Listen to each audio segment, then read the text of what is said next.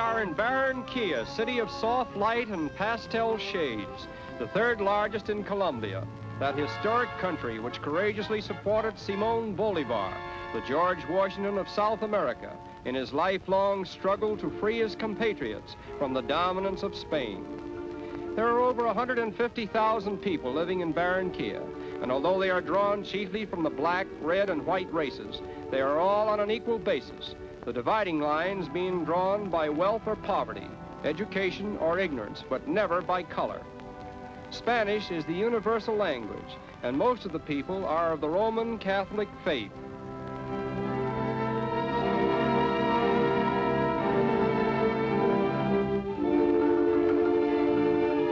The city of Barranquilla was founded in 1629, but attracted no attention as a commercial center until about the middle of the 19th century, when efforts were initiated to secure the trade passing through Cartagena on the Caribbean coast.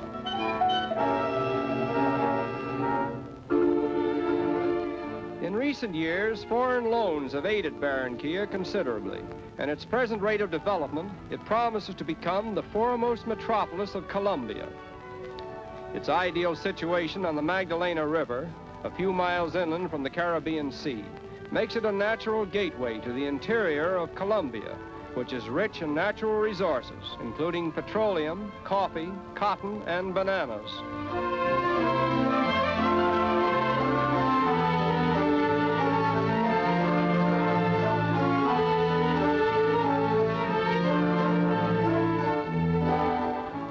The floating markets along the Magdalena are an indication of the increasing trade activity which the river has brought to Barranquilla, where one may see almost any type of craft, varying from a dugout canoe to an ocean-going liner, propelled by hand, foot, or steam, but all in the service of mankind.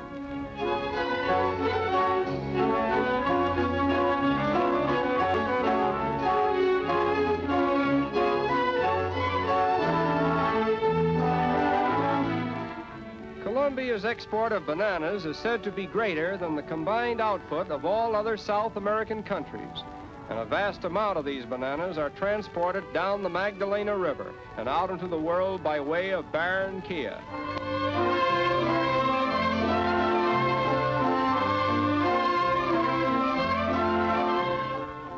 These picturesque boats are used in plying the farthest reaches of the Magdalena, and for years they have been the mainstay of transportation. But recently, a huge modern dock has been built in Barranquilla, now making it possible for great ocean liners to sail up the Magdalena from the Caribbean Sea, taking full advantage of newly created facilities for loading and unloading their cargoes. Outstanding among the many fine hotels of South America is the Del Prado, around which a modern community has sprung up, giving to Barranquilla a suburban development that would be a credit to any metropolitan city.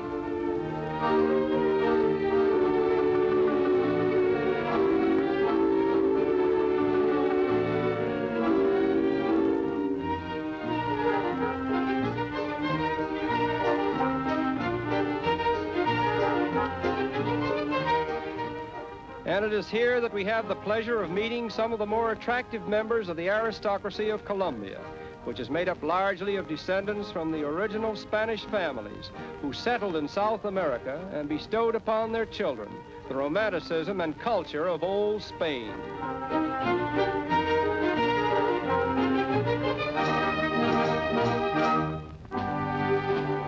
At Cartagena, 67 miles from Barranquilla, stands the historic old fort of San Felipe,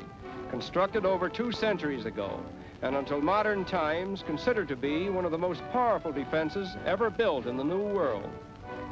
Cartagena was founded over 4 centuries ago by the Spaniards, and then followed 120 years of alternating strife and bloodshed, unparalleled in the history of South America, during which time Cartagena was ransacked in turn by pirates, as well as by the English and the French, all demanding and obtaining vast ransoms, until that memorable year of 1821, when Simón Bolívar, leader of the Republican armies, freed Cartagena from its reign of terror and bestowed upon it a mantle of peace that has been undisturbed for over a century. Most of the original wall which surrounded the old city is still standing in good repair, and we are amazed at its tremendous dimensions, wide enough in parts for several automobiles to drive over it abreast.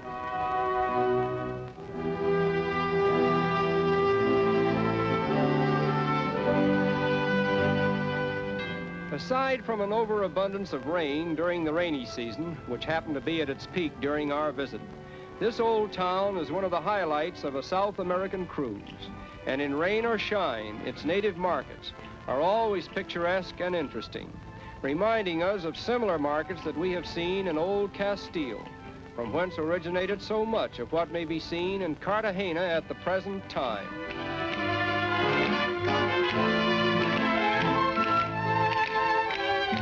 Exports of Cartagena consist chiefly of rubber, hides, and skins, medicinal forest products, gold, silver, and platinum, the aggregate value of which averages about $12 million a year.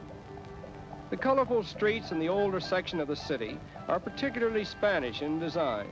even to the barred windows which serve today as they did in days gone by, not only as a protection from robbers, but also as formidable barriers between senors and senoritas with amorous intentions toward each other. At one time, it was the custom for young Romeos to tie their horses to the gratings of the windows, but this interfered so much with the traffic that an ordinance was passed to prohibit it. Nevertheless, it still serves to illustrate the popularity of courting here in former days.